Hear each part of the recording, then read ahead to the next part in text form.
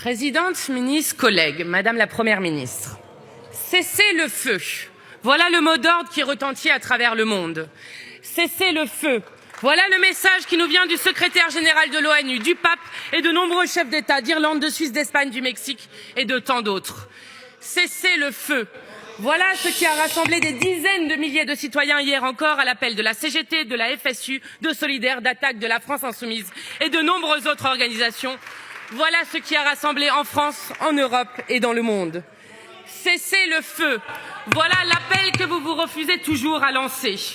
Dans le concert des nations pour la paix, la voix de la France manque.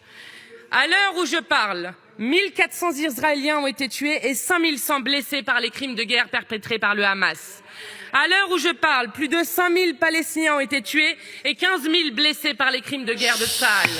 S'il vous plaît. Nous pensons à tous les otages détenus aujourd'hui, parmi eux à nos compatriotes, que vienne au plus vite leur libération.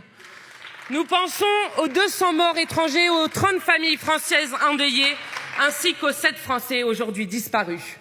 Face à cette spirale de la violence, la France doit parler d'une voix forte pour œuvrer à la paix et au cessez-le-feu. Car seul un cessez-le-feu immédiat permettra de sauver des dizaines de milliers de vies innocentes. Seul un cessez-le-feu permettra que les otages puissent être libérés et que les bombes cessent de pleuvoir sur une population palestinienne prise au piège dans ce que Dominique de Villepin appelait à juste titre une prison à ciel ouvert. Ces temps tragiques que nous traversons appellent à avoir le courage de la paix et à ne pas céder à l'escalade meurtrière de la guerre. Au lieu de faire preuve de ce courage, vous avez affiché un soutien inconditionnel au gouvernement d'extrême droite israélien. Israël a le droit de se défendre, avez-vous dit, en rajoutant depuis quelques jours, devant l'horreur de la punition collective infligée à l'ensemble de la population palestinienne. Allez, un peu de silence, s'il vous plaît, madame. Israël a le droit de se défendre, mais dans le respect du droit international. Le constat est pourtant sans appel. Le droit international n'est pas respecté. Ce qui se passe à Gaza devrait foudroyer notre sens de l'humanité. Nous parlons face à un cimetière. Des milliers de morts, 1 million de personnes déplacées, dont la moitié sont des enfants. Plus de 2 millions de personnes. S'il vous plaît, madame Panot, attendez, madame Panot. Bon. Des milliers de bombardements de l'armée israélienne, l'emploi de phosphore blanc dénoncé par 2 ONG internationales, 59 attaques contre des établissements de santé, 170 établissements scolaires touchés. Les Palestiniens ne sont pas des amas de statistiques, des êtres surnuméraires. C'est cette vision du monde profondément raciste qui légitime le massacre. Cessez le feu. Pourquoi la France reste-t-elle silencieuse? Pourquoi la France est-elle incapable de dénoncer avec la même force les crimes de guerre commis par le Hamas et ceux commis par le gouvernement de Netanyahou? Pourquoi n'incarne-t-elle pas, comme elle a pu le faire par le passé, par la voix de Jacques Chirac, la voix de la paix au Proche-Orient? Pourquoi n'en a-t-elle pas le courage? Cessez le feu. Un crime de guerre n'est pas justifiable en aucun cas et pas davantage en réponse à des crimes de guerre. Sinon, c'est le droit qui disparaît et le risque d'un massacre d'une plus grande ampleur encore. Je souhaite faire résonner ici les mots d'un père de famille israélien, Yaakov, dont la fille est détenue en otage par le Hamas. Ce père, suspendu à l'espoir de nouvelles de sa fille, dit « À quoi sert de nous entretuer? La vengeance n'apporte rien. Il y a des morts à Gaza, des gens qui pleurent aussi. En quoi est-ce utile? La meilleure chose, c'est de s'asseoir, de discuter. Entendons cette voix pour la paix d'un homme dont la vaillance inspire un profond respect. Toutes les vies humaines se valent. Toutes les vies humaines se valent. C'est dans ce principe, celui de notre commune humanité, que nous devons puiser le courage de la paix. Madame la Première ministre, nos larmes ne peuvent pas être à géométrie et à géographie variable. Ainsi, nous pleurons les victimes des atroces crimes de guerre du Hamas, tout comme nous pleurons les milliers de morts des crimes de guerre commis par le gouvernement israélien. Madame la Première ministre, vous avez choisi d'abandonner la position historique de la France qui a fait sa grandeur et qui a permis qu'elle soit audible dans les ténèbres des relations internationales. La France est désormais montrée du doigt dans le monde et par les peuples. Cela doit cesser. Membre du Conseil de sécurité de l'ONU, la France doit peser de tout son poids pour permettre l'adoption d'une résolution exigeant un cessez-le-feu pour arrêter cette escalade meurtrière. Cet abandon de l'engagement historique de la France pour la paix est arrivé à son paroxysme jeudi dernier. Au Parlement européen, les eurodéputés macronistes ont voté contre la proposition des Insoumis pour un cessez-le-feu à Gaza. Au lieu du courage de la paix, vous vous abandonnez à la pente inarrêtable de la guerre. La France, autrefois voix de la paix à travers le monde, est entre vos mains devenu un État aligné sur les États-Unis et sur le gouvernement israélien va en guerre d'extrême droite. Oui, d'extrême droite. Un gouvernement dont le ministre de la Défense a déclaré « Nous combattons des animaux humains » en parlant du peuple palestinien. Un gouvernement et son Premier ministre Benyamin Netanyahou qui ont sciemment fait monter le Hamas. Ainsi, il l'expliquait en 2019 aux députés du Likoud. Quiconque veut contrecarrer la création d'un État palestinien doit soutenir le renforcement du Hamas et transférer de l'argent au Hamas. Cela fait partie de notre stratégie. Voilà à qui vous apportez votre soutien inconditionnel. Égard à ceux qui n'en feraient pas de même. Ainsi, le footballeur Karim Benzema serait un dangereux extrémiste en lien avec les frères musulmans, pour citer M. Darmanin. Fait gravissime, on parle de le déchoir de sa nationalité.